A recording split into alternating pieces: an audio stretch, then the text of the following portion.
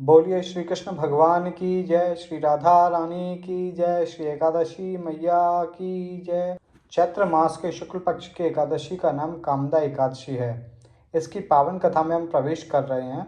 एक समय धर्मराज युधिष्ठिर ने भगवान श्री कृष्ण से विनम्रता पूर्वक पूछा कि हे वासुदेव, मैं आपको प्रणाम करता हूँ। कृपा करके बताइए कि चैत्र मास के शुक्ल पक्ष में कौन सी एकादशी आती है और उसका क्या महत्व है। भगवान श्री कृष्ण बोले कि हे राजन, एकाग्रचित्त होकर इस प्राचीन कथा को सुनो, जिसे महर्षि वशिष्ठ ने राजा दिलीप को सुनाया था। राजा दिलीप ने महर्षि वशिष्ठ से पूछा कि हे भगवान, चैत्र मास के शुक्ल पक्ष की एकादशी का नाम और उसका महत्व बताइए। तब महर्षि वशिष्ठ बोले कि हे राजन, चैत्र शुक्ल पक्ष की एकादशी कामदा एकादशी के नाम से प्रसिद्ध है। यह अत्यंत पुण्यदायी है और पाप रूपी ईंधन को जलाने वाली अग्नि के समान है। प्राचीन काल में नागपुर नाम का एक अत्यंत सुंदर नगर था, जहाँ स्वर्ण से बने भव्य महल थे। वहाँ पुंडरीक नामक नागराज राज्य करते थे। उस नगरी में गंधर्व, किन्नर और अप्सराएं भी निवास करती थीं।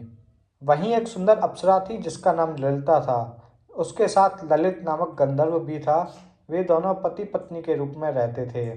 दोनों एक दूसरे से अत्यंत प्रेम करते थे और सदा एक दूसरे के चिंतन में लीन रहते थे। ललिता के हृदय में सदा पति की ही मूर्ति बसी रहती थी और ललित के हृदय में सुंदरी ललिता का नित्य निवास था। एक दिन नागराज पुंडरीक अपनी सभा में बैठे मनोरंजन कर रहे थे। उस समय गंधर्व ललित गान कर रहा था, पर उसकी पत्नी ललिता वहां उपस्थित नहीं थी। गाते गाते उसे अपनी प्रिय पत्नी की याद आ गई, जिससे उसका मन विचलित हो गया। उसके स्वर लड़खड़ाने लगे और ताल बिगड़ गई। नागों में श्रेष्ठ कर्कोटक नामक नाग को ललित के मन का संताप ज्ञात हो गया और कर्कोटक नाग ने राजा पुंडरीक से उसकी भूल की शिकायत कर दी। यह सुनकर राजा अत्यंत क्रोधित हो गए और उसने गाते हुए कामातुर ललित को श्राप दे दिया कि हे दुर्बुद्धि, तू मेरे सामने गान करते हुए भी अपनी पत्नी के वश में हो गया है, इसलिए तू राक्षस हो जा। राजा के श्राप देते ही गंधर्व ललित राक्षस बन गया। उसका रूप अत्यंत भयावह हो गया। ऐसा राक्षस होकर वह कर्म का फल भोगने लगा। ललिता अपने पति की विकराल आकृति देख मनी मन बहुत चिंतित हुई। भारी दुख से कष्ट पाने लगी और सोचने लगी, क्या करूं, कहाँ जाऊं। मेरे पति पाप से कष्ट पा रहे हैं। और व्याकुल होकर उसके पीछे पीछे जंगलों में भटकने लगी। भटकते भटकते वह एक सुंदर आश्रम में पहुंची, जहाँ एक दयालु और शांत मुनि विराजमान थे। उनका किसी भी प्राणी के साथ वैर विरोध नहीं था। ललिता शीघ्रता के साथ वहां गई और मुनि को प्रणाम करके उनके सामने खड़ी हुई। मुनि बड़े दयालु थे। उस दुखनी को देखकर वे बोले, हे शुभे, तुम कौन हो, कहाँ से आई हो, मेरे सामने सच सच बताओ।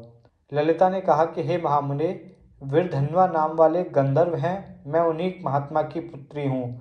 मेरा नाम ललिता है। मेरे स्वामी अपने पाप दोष के कारण राक्षस हो गए हैं। उनकी यह अवस्था देखकर मुझे चैन नहीं है। तो हे ब्राह्मण, इस समय मेरा जो कर्तव्य हो वह बतलाइए।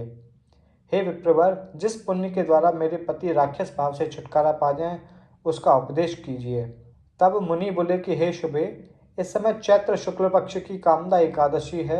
यह सभी पापों का नाश करने वाली है। तुम विधि पूर्वक इस व्रत को करो और इसका पुण्य अपने पति को अर्पित कर दो। इससे उनका श्राप तुरंत समाप्त हो जाएगा। मुनि का यह वचन सुनकर ललिता को बड़ा हर्ष हुआ। ललिता ने श्रद्धा और विधि से एकादशी का व्रत किया।